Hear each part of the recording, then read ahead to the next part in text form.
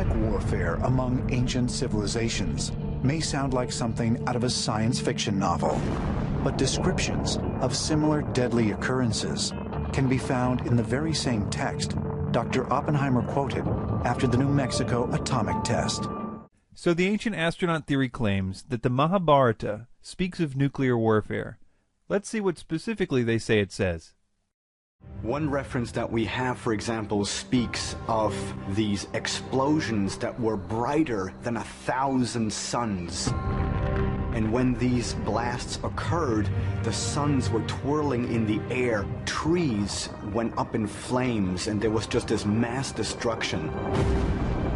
After those blasts, people who survive started to lose their hair, and nails started to fall out. I mean, right there, we have a concise reference to radiation poisoning, nuclear fallout. And those texts are thousands of years old. The Mahabharata actually doesn't say any of that.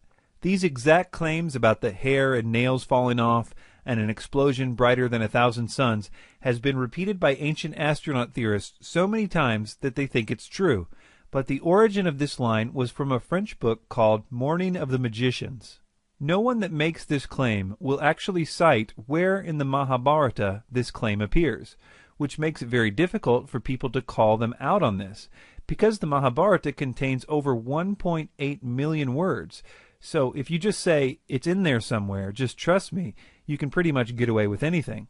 As you might have guessed by now, they have a really good reason for covering their tracks by not citing a reference.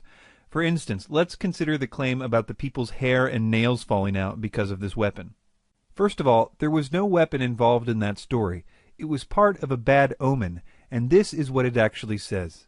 Quote, "The streets swarmed with rats and mice. Earthen pots showed cracks, or broken from no apparent cause. At night the rats and mice ate away the hair and nails of slumbering men." So rats chewed them off. It wasn't a result of nuclear fallout. What about the bomb blast that was brighter than 1,000 suns? Here's what the passage actually says. Gratified with him, the Holy One then showed Utanka that eternal Vaishnava form which Dyanjaya of great intelligence had seen. Utanka beheld the high-souled Vasudeva of universal form, endued with mighty arms. The effulgence of that form was like that of a blazing fire or 1,000 suns. It stood before him, filling all space. It had faces on every side. Behold the high and wonderful Vaishnava form of Vishnu. In fact, seeing the Supreme Lord in that guise, the Brahmana Utanka became filled with wonder. Jason Colavito says the following about this. Quote, "This passage, which mentions the 10,000 suns, refers to an appearance of Vishnu. It is representative of many, many passages in which the standard poetic line 10,000 suns is used to describe a deity. It does not refer to the specific flash of a nuclear blast unless one imagines the gods to be exploding." If you would like to know more about the deceitful misquoting of ancient texts as it relates to this idea of ancient nuclear weapons, see Jason Colavito's excellent book, Ancient Atom Bombs, Fact, Fraud, and the Myth of Prehistoric Nuclear Warfare. Let's move on to Ancient Alien's next line of evidence for this point, which is all centered around an ancient city, now archaeological site called Mohenjo-Daro in Pakistan. Ancient Aliens claims that there was a nuclear bomb dropped there in the ancient past. They give several reasons to believe this. Skeletons were found lying face down in the street, many holding hands. Their faces and body positioning suggested they suffered a sudden, violent death. You have a culture of people who literally were lying dead in the street. Archaeologists have found human remains, and something big has happened to these people. Why is there evidence that wild animals avoided scavenging their remains? And why, even after thousands of years, had their bones not decayed? In certain areas of that site, you find increased levels of radiation. British researcher David Davenport claimed to have found a 50-yard-wide epicenter at Mohenjo-Daro, where everything appeared to have been fused through a transformative process known as vitrification. Vitrification is a process in which regular type stone gets molten into a magma state, and then it hardens again. But once the stone is hardened again, it feels like glass. At Mohenjo-Daro, we find evidence of vitrification, which could have only been achieved if the material was exposed to extreme heat by some type of a blast. Okay, so let's list these points.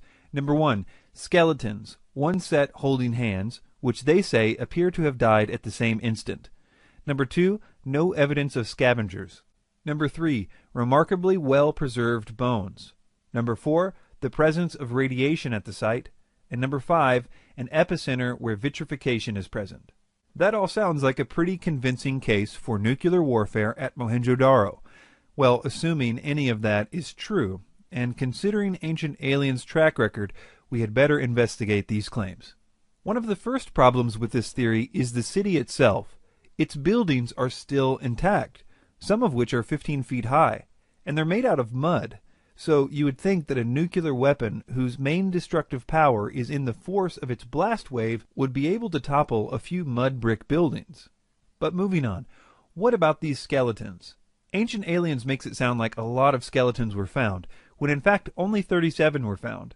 And not only do these 37 bodies show no signs of dying suddenly, the date of their deaths varies sometimes as much as 1,000 years from one another. None of the archaeologists involved thought these skeletons suggested a sudden catastrophe. And, to make matters worse for Ancient Aliens, all of the bodies were buried. The idea that these bodies were laying around in the streets isn't true. In fact, almost everything that Ancient Aliens said about this is completely untrue.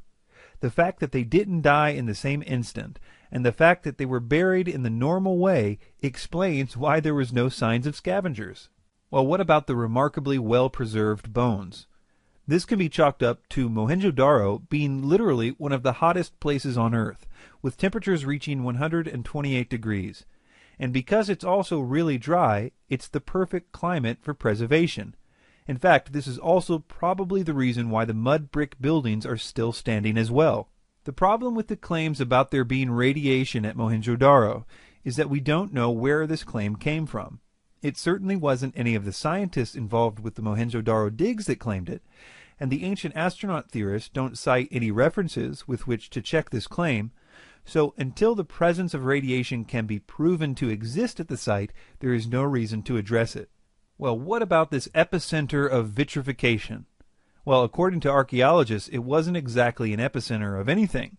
It was a small amount of broken pottery, which, because pottery is put in a fire to harden it, it contains a specific type of vitrification called frit. They threw in the word epicenter to make it seem more legitimate, but there is no epicenter of anything except pottery at this site. But this brings up an important point. Mohenjo-Daro is not the only site that ancient astronaut theorists claim vitrification exists as a result of ancient atom bombs. So it would be instructive for us to look at sand vitrification and its different causes in order to address those claims. For example, there is fulgurite, which is sand fused by a lightning bolt. There is tektite, which is sand fused by the compressed force of a meteorite. There is frit, which is partially fused sand and other chemicals in the presence of heated pottery. That's what was found at Mohenjo-Daro. Finally, there is trinitite, which is vitrified sand caused by a nuclear explosion. So, we first saw that the Mahabharata did not claim anything like what Ancient Aliens said it did. We saw that the bodies at Mohenjo-Daro were not killed in a sudden disaster. In fact, they died 1,000 years apart in some cases, and were clearly buried. The cases of radiation are a non-factor, the vitrification was caused by pottery, and we noted that if it was a nuclear explosion, it didn't even knock down the mud brick houses which are still standing at the site.